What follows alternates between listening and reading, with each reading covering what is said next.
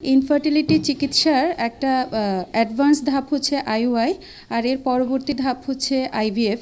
তো আমি সবার জন্য বলছি যে ইনফার্টিলিটি যে কাপল তাদের জন্য এটা অত্যন্ত একটা সুখবর যে চট্টগ্রামের অ্যাপোলো ইম্পেরিয়াল হাসপাতালে ফাইনালি আমরা আইইউআই উদ্বোধন করতে পেরেছি।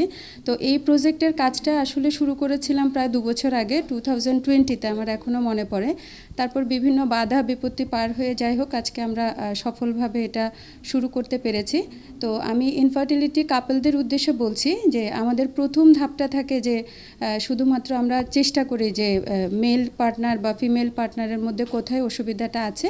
তারপরে আমরা প্রথমে শুরু করি মেডিকেল ট্রিটমেন্ট অর্থাৎ ওষুধ দিয়ে। সেটাতেও যখন হয় না তখন আইইউআই একটা অ্যাডভান্স প্রসিডিউরের ফার্স্ট স্টেপ। আইইউআই বলতে আমরা যেটা বুঝি আমি একটু পেশেন্টদের উদ্দেশ্যেই বলছি।